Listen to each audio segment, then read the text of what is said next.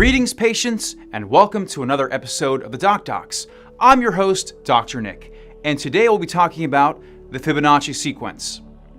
In mathematical terms, the Fibonacci sequence is a sequence of numbers which, starting with 0 and 1 and adding these together, sequentially goes up one number, and the sum thereafter is the sum of the two numbers before it. Kind of confusing, but it looks like this. The Fibonacci sequence can be found all throughout nature and in Western art, architecture, and music. In visual art, it is represented by the golden spiral. The golden spiral is a logarithmic spiral whose growth factor is equal to the sum of its larger two parts, or phi. The Fibonacci sequence is exemplified all throughout nature, in pine cones, also in seashells, flowers, windstorms, an egg, and even the human hand. This sequence was known as early as the 6th century AD by Indian and Moorish mathematicians, but it was Leonardo Fibonacci who introduced it to the West. The Fibonacci sequence's introduction to the West directly preceded the Renaissance, which heavily borrowed from the Greeks and Romans. The artists and philosophers in classical Greece believed that the eye was subconsciously pleased by art that was mathematically truthful. Artists once again used math to add harmonic truth and balance to art. We recently had our very own Doc Smock visit the hallowed streets of Venice Beach to gather the people's opinions on which art piece they preferred.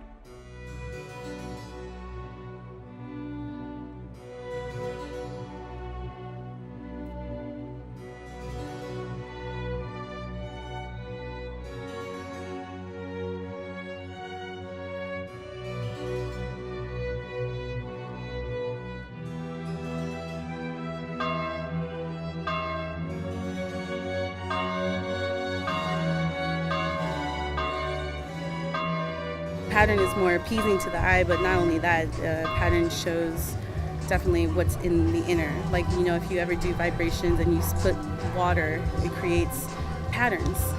Math is another language. That's what we use to figure out what makes those patterns. So as far as like seashells and even like crystals and rocks and what have you, they actually form from us, the vibrations of the natural earth.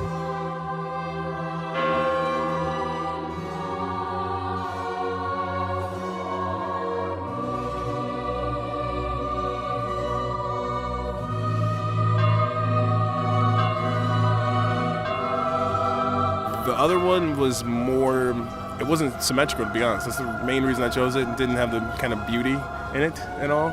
And it just didn't seem like, it seemed a little out of sorts. So I picked the one that was kind of like nicer, rounder, or actually more symmetrical. I don't know, it just kind of felt right. Mostly, when it comes down to art, it kind of just feels good. I can't really pick a certain genre that I like. I do tend to go towards more moody, emotional things that show more like of a person. So like even if it's abstract and it's extreme, but if it shows emotion, it's what attracts me.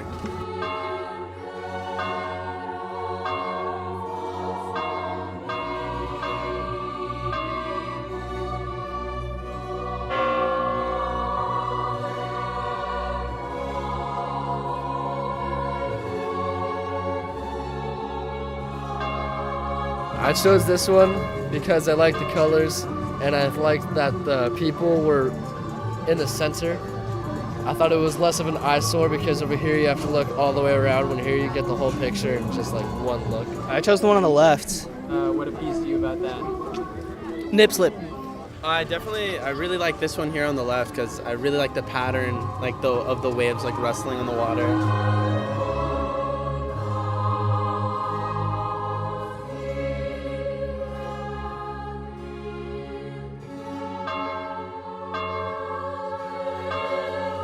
I really liked it because I'm a big fan of the ocean, so I feel like the water behind it and that whole ocean vibe with the mermaid kind of just drew me more to that than the more of like a indoor table setting with the first one. My eyes just go more towards things that are a little bit different, so yeah, more abstract, I guess. Things that I'm not used to seeing, so people sitting down at a table is more common than what I would see than like some type of mermaid-looking thing coming out of the ocean, but that's just more towards what I see. Also, I think color has a lot to do with it. So the colors that I'm more familiar with and like, I will tend to look more at.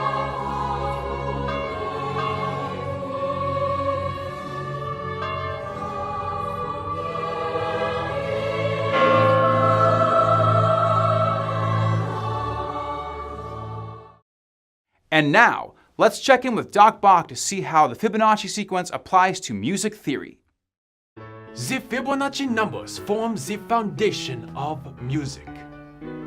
If you take the ratio of frequencies of notes in the scale of Western music, they amazingly correspond to the Fibonacci sequence. Again, the first numbers of the Fibonacci series are 1, 2, 3, 5, 8, and 13. For the octave of C on the piano keyboard shown here, there are 13 notes in total, 8 white keys and 5 black keys, split into groups of 3 and 2. A scale is comprised of 8 notes. To play the scale of C, we play the 8 white keys. Here is a C chord.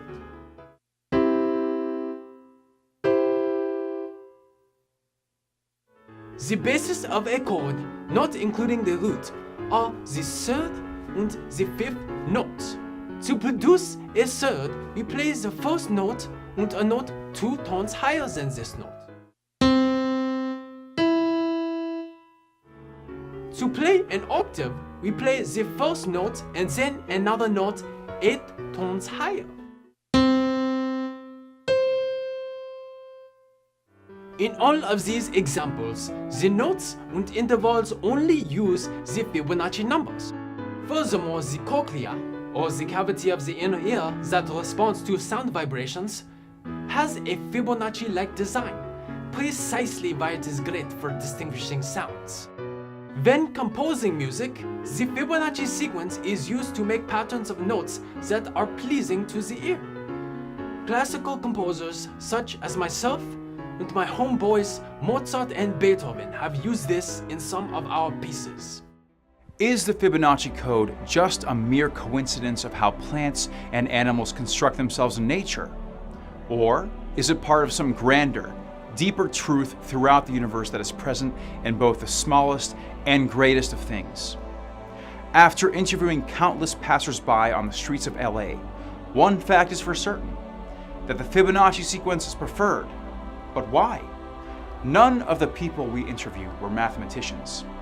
And yet, they overwhelmingly agree. As small as we are and as little as we understand math in our everyday existence, one thing is for certain. We recognize it whether we know why or not. Patients, this is Dr. Nick thanking you for tuning in to this special episode exploring the Fibonacci sequence. Don't forget as always to check out our other episodes here and our social media links right here. I'm Dr. Nick signing out to you. You have been prescribed. We'll see you next time. Auf Wiedersehen.